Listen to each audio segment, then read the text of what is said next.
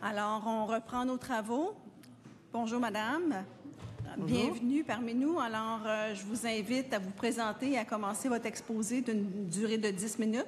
Et par la suite, on va procéder à une période d'échange. Alors, la parole est à vous. Merci, Madame la Présidente. Merci à tous les membres de la Commission et j'ajoute un grand merci à toute l'équipe du ministère qui travaille fort, je sais, sur cet exercice depuis près d'un an maintenant. Souvent, on tient pour acquis certaines pratiques qui durent depuis quelque temps. On est tellement habitué qu'on oublie parfois leur unicité ou dans d'autres cas, on oublie que les choses ont déjà été faites autrement. 2 exemples. Récemment, une chercheuse du Canada anglais m'a consulté sur notre processus de planification. Son équipe avait de la misère à obtenir des informations sur les consultations du fédéral qui se tiennent derrière les portes closes.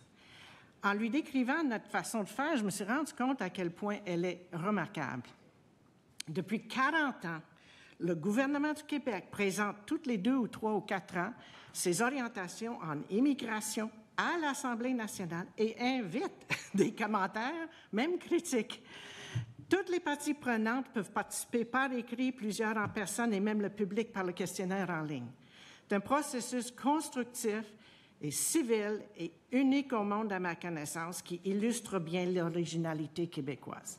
Ceci étant dit, dans mon mémoire, je propose quelques suggestions d'amélioration. Les règles qui forcent des réponses complètes à vos questions dans 1 minute 14 secondes ne sont pas toujours optimales.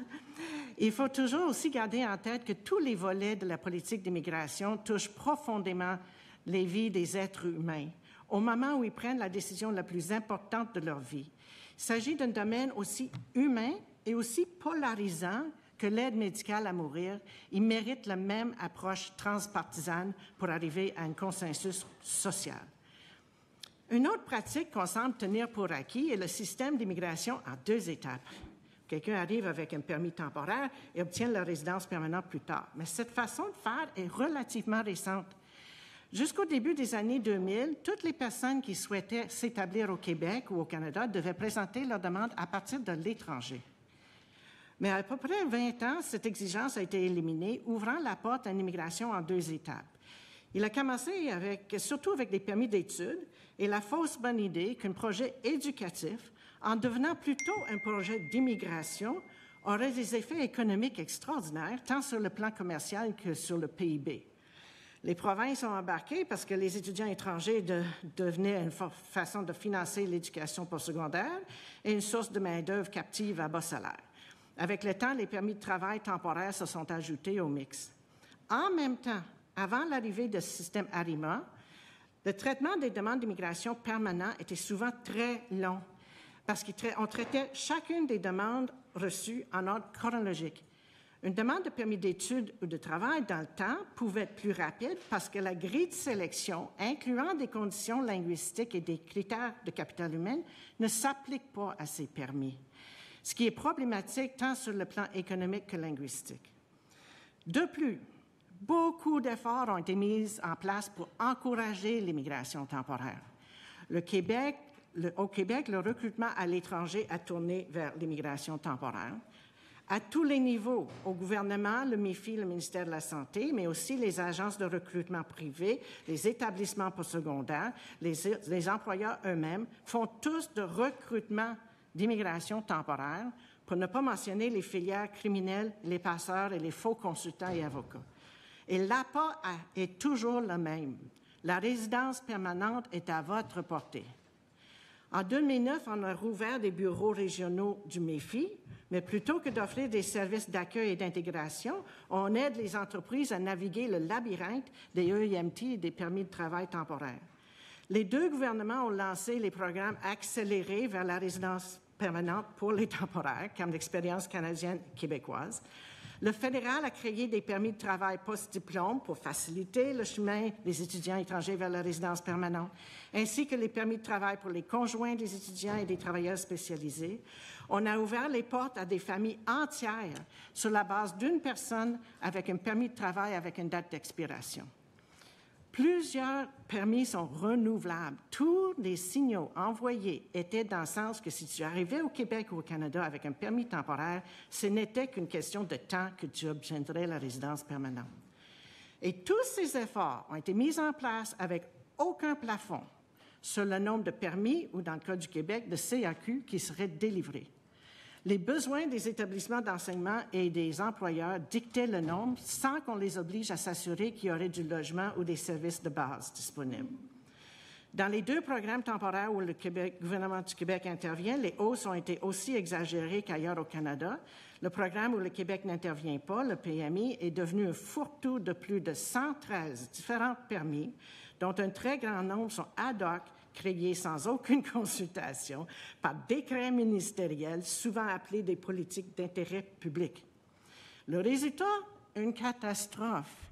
Des centaines de milliers de personnes au Québec vivant dans la précarité et la vulnérabilité, peut-être autant vivant même dans l'inégalité, espérant une chance à la résidence permanente. Et même près de 150 000, je ne dirais pas 142, ça c'est au mois de juin, 150 facilement 000 personnes déjà sélectionnées par le Québec qui attendent ce statut dont ils ont droit. La 2e étape se fait attendre longtemps. Des données incomplètes qui nous empêchent de bien soutenir des personnes qui arrivent ou même de compter correctement combien sont sur le territoire du Québec. Un cafouillis dans les services d'intégration et de francisation parce qu'on ne sait pas qui ni combien vont rester. Des organismes communautaires, au lieu d'offrir des services d'intégration aux résidents permanents récemment arrivés, où on leur apprend l'histoire du Québec, les valeurs de notre Charte des droits et libertés, l'application de ces valeurs dans la vie quotidienne des droits des travailleurs, passent leur temps à aider les travailleurs temporaires avec un employeur abusif et à répondre à des questions sur les limites et les renouvellements des permis et des visas. Trop de personnes sont arrivées trop vite. L'effet économique a été plus négatif que positif. Le pacte de logement locatif dans les communautés et les services de garde et santé sont mis à l'épreuve. La manière de reprendre le contrôle est de mettre en place un processus de transition efficace et compatissant de retour à une immigration en une étape. Rétablir la règle que les demandes d'immigration soient présentées à partir de l'étranger. Temporaire, ça signifierait en effet temporaire, et ce serait clair pour tout le monde. Le système ARIMA a été conçu dans le but d'optimiser la sélection avec plus de flexibilité en respectant la grille de sélection et son seuil minimal de points. Le délai de traitement moyen aujourd'hui d'une demande d'immigration permanente est de 64 jours, selon le rapport annuel de gestion. On n'a jamais vraiment donné une chance à ce système. Dès sa mise en place en 2018, le virage vers l'immigration temporaire avait déjà pris racine. Il y aura 3 conditions à la réussite de cette transition. 1, que le Québec donne son consentement sur tous les permis de travail du Québec, incluant le PMI. 2, qu'on réduise au minimum le nombre de résidents non permanents et non documentés au Québec et de personnes en attente de la résidence permanente, pour le regroupement familial, pour personnes protégées. Pour les RNP et les non-documentés qui veulent rester, il y aurait un programme de pérennisation simple. Pour ceux venant de pays stables, ne répondant pas aux critères, on les accompagnerait dans leur départ en les invitant à soumettre une déclaration d'intérêt en bonne et due forme dans ARIMA. Des points additionnels seraient accordés, comme toujours, pour les séjours, diplômes et expériences de travail au Québec. Et 3, qu'on soit honnête avec la population en expliquant que c'est déjà le cas. Le nombre de résidents permanents ne représente pas le nombre de personnes arrivées et que les régularisations ne représenteraient aucunement une augmentation de la population. Si on veut éviter de reproduire les mêmes problèmes dans 10 ans, je ne vois pas d'autre solution. Il y aura toujours des permis temporaires pour le travail saisonnier ou pour l'étude, mais le solde net des RNP reviendrait à 0. Le gouvernement assumerait sa responsabilité de gestion et de la sélection de l'ensemble des personnes immigrantes plutôt que d'abdiquer au secteur privé et éducatif. Si un employeur a des postes permanents à combler, qu'on rend plus efficace le portail employeur dans ARIMA et invite des personnes immigrantes au Québec qui correspondent tant aux besoins de l'employeur qu'aux besoins du Québec. Merci de votre attention. Merci, Madame. Alors, on va débuter la période d'échange avec Monsieur le ministre. La parole est à vous. Merci, Mme la Présidente. Merci pour votre présentation. Vous arrivez avec une perspective différente, une expérience aussi des questions migratoires qui est très intéressante. J'aime beaucoup la pluralité des points de vue en commission comme ça. Vous dénoncez l'espèce de système qui s'est implanté à deux volets. Bon, vous dites pour les saisonniers, les gens qui peuvent ramasser des fruits, on peut comprendre, le temporaire. Pour les gens qui viennent étudier, parce que par défaut, l'étude, ça peut durer 2 ans, 3 ans, 4 ans, mais ça commence, ça fait, il y a un diplôme. Ça, vous êtes d'accord. Mais pour le reste, le programme PMI d'Ottawa, le programme de travailleurs étrangers temporaires, en réalité, vous dites, si ces gens souhaitent venir au Québec, bien, ils devraient soumettre une demande de résidence permanente pour devenir des immigrants permanents. Est-ce que je vous suis bien? C'est à peu près ça, donc oui. OK. Mais là, on est dans une situation où il y a eu vraiment une explosion des temporaires dans les dernières années. Vous avez dit, vous comparez 2025 au début des années 2000, mais réelle explosion là, du programme PMI puis du programme des demandeurs d'asile, c'est réellement dans les 3 dernières années où là, on est passé du simple au double, là, vraiment. Ça n'a pas été graduel. Sur un graphique, on voit qu'il y a vraiment une flambée. Plusieurs personnes sont arrivées ici sur un permis temporaire, ou des fois on dit résident non permanent. Plusieurs personnes sont venues comme groupe nous dire, bien, ils sont ici. S'ils sont ici, bien, ils occupent un logement. S'ils occupent un logement, ils n'ont pas d'impact sur la crise du logement. S'ils sont ici, ils paient des impôts. S'ils paient des impôts, ils contribuent. Et donc, s'ils occupent un logement puis ils paient des impôts, il faudrait leur donner la résidence permanente à tous. Qu'est-ce que vous pensez de cette assertion que plusieurs nous ont servi dans les derniers jours? Moi, je dirais qu'il faut ramener les choses dans l'ordre. Et si on veut diminuer le nombre de résidents non permanents, une des façons, c'est de s'assurer, mettre en place un programme, effectivement, un peu comme de transition, avec des critères qui correspondent aux besoins du Québec, qui permettraient le plus possible à rester avec un statut régulier. C'est ça que je dis. Parce que, et même chose, et je sais très bien ce que ça veut dire, point de vue de... C'est pour ça que je dis, il faut être clair que ça ne change rien sur le terrain. Ce que ça change, c'est la paix pour les personnes qui sont ici avec dans une situation précaire. C'est ça que ça change. Ça ne change rien d'autre. Et s'ils ne correspondent pas aux critères que le gouvernement établit, bien, on les aide à sortir puis on les invite à faire leur demande de l'extérieur.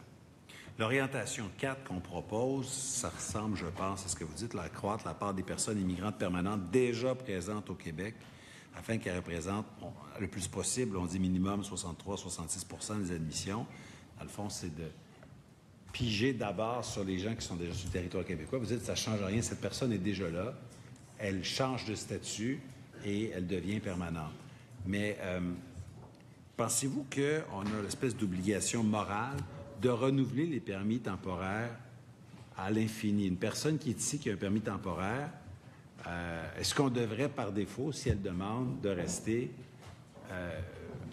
dire, bon, bien, si tu es ici, on doit renouveler ton permis encore et encore. On a comme 2 choix. Soit je te renouvelle ton permis temporaire, soit tu obtiens la résidence permanente. Mais on ne peut pas dire, je ne renouvelle pas ton permis temporaire, tu dois quitter.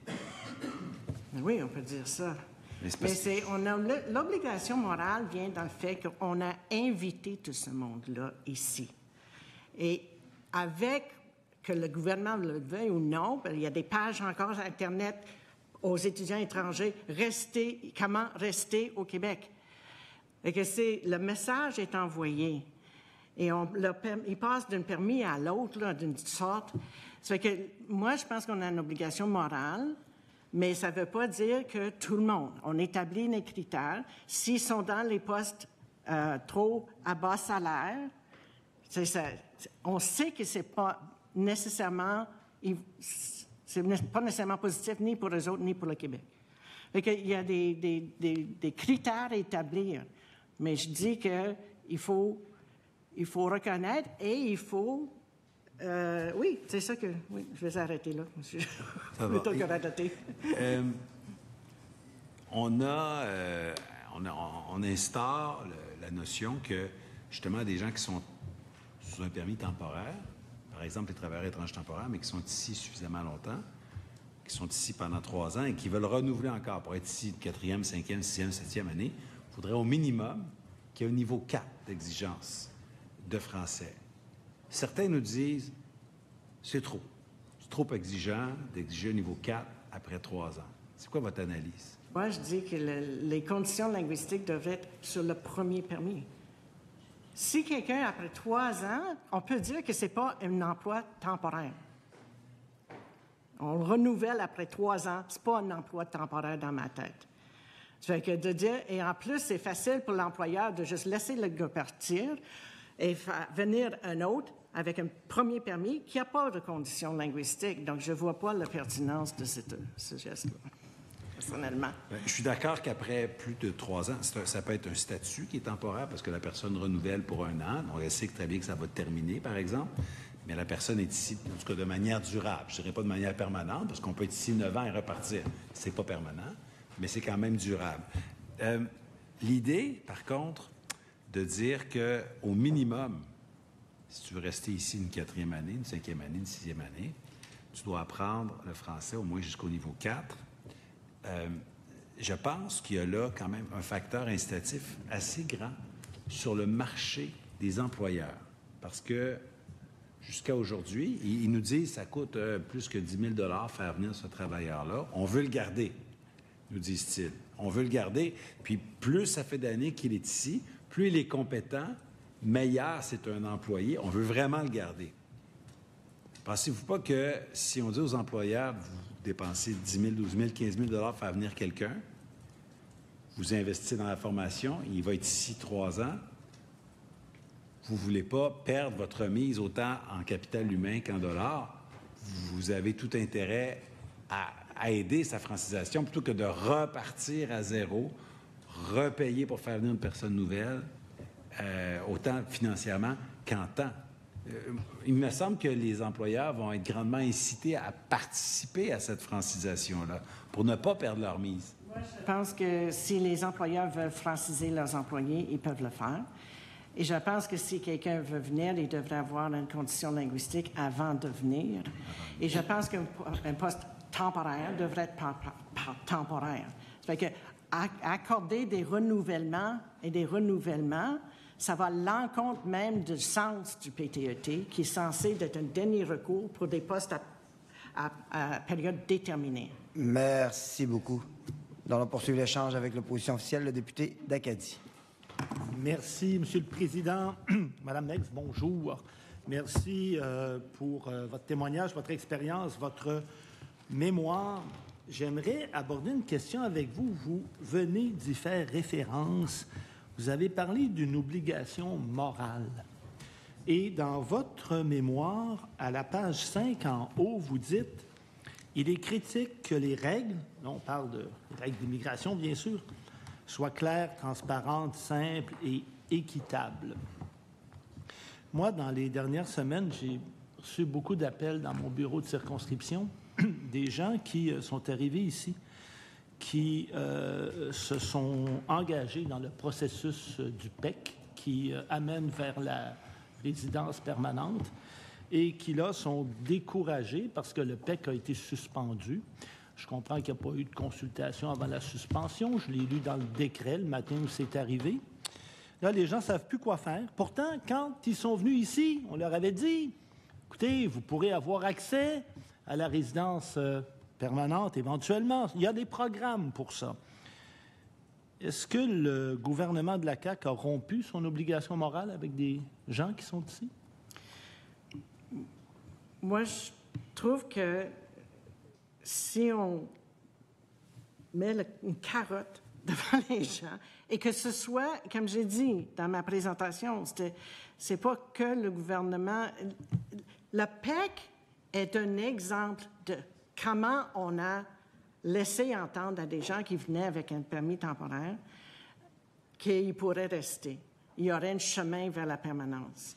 Et le fédéral fait la même affaire avec l'expérience canadienne. Ça fait que et pourtant, on n'est pas nécessairement transparent avec les gens, que ce soit des agences de recrutement, que ce soit des employeurs, que ce soit même qu'on n'est pas transparent, on dit c'est pas tout le monde qui va pouvoir. Il va y avoir des conditions linguistiques, il va y avoir, il faut ci, il faut ça. Il faut être clair dès le début.